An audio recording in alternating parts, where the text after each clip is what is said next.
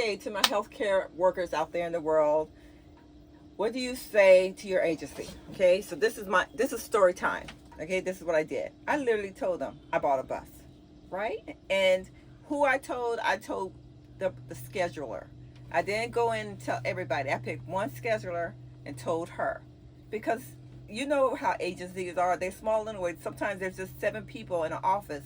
They gossip. The moment she hung up the phone, she'll turn around and tell everybody else, right? So don't worry about how do you communicate everything to everybody. Don't worry about it. Just find one person. Okay? And so I was telling her I was doing it. Then, of course, I got it done. Okay? And I told her how big it was. I said, it's the size of a parking space. It's 21 feet, which is the size of a parking space. That's all she really needed to know. Okay?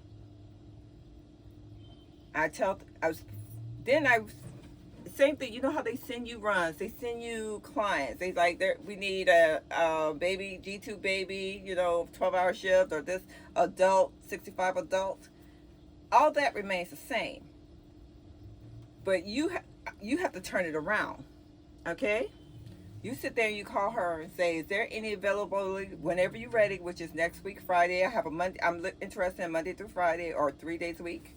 I think I started 3 days a week, working 3 days. Anyway, I said, I'm not moving. I'm going to do my 12-hour shift, and I'm going to stay on property in my vehicle. And she said, what? And you just repeat that sentence. I'm going to do my 12-hour shift and my 14-hour shift, and I'll stay on property because I have a place to stay, and it will be in my vehicle. Okay?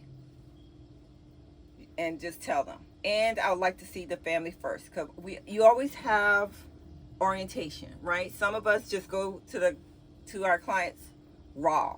You say, you know what? I'm interested in orienting for 2 hours first, right? So they'll send you, I have this, these 3 clients. You visit them all. That way you could drive there and say, yeah, I could park there, and you could drive there, all 3. And then you pick the one you want, because you already know your vehicle fits there. They already have a heads up. And during the orientation process, there's another nurse there. She's going to give you the rundown on your client. This is not about patient care, okay? Really. But they want to see, you're going to listen to whatever orientation it is, and then you're going to give them a small orientation, not only to the nurse first. Usually you're in the room with your patient. The family lets you guys have a private conversation. Okay? So it doesn't matter if you're a night shift or a day shift nurse. Doesn't matter. The nurse you're going to sit there and say, when you walk me out, you're going to see this vehicle. I stay here. Inside has everything I need. So I'm going to see you in the morning, or I'm going to see you in the night. Depends on your shift, right? If it's night shift or day shift.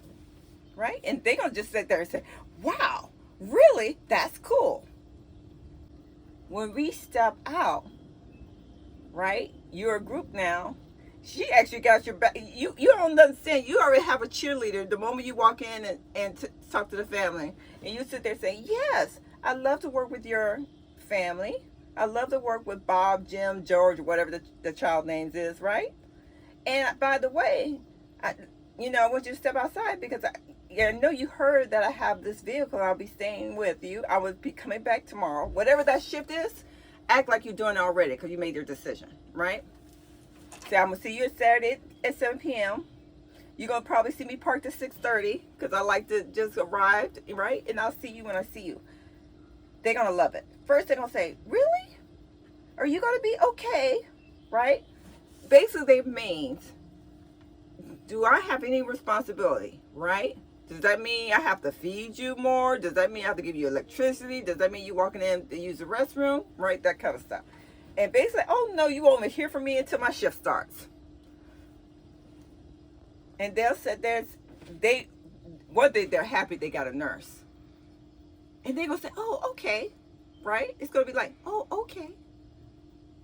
It's not even going to be 12 hours. When you show up and work, and when you do your shift and you leave work, and the moment you come back and start your second shift would be the aha moment, because you are not late. Okay? You're not late.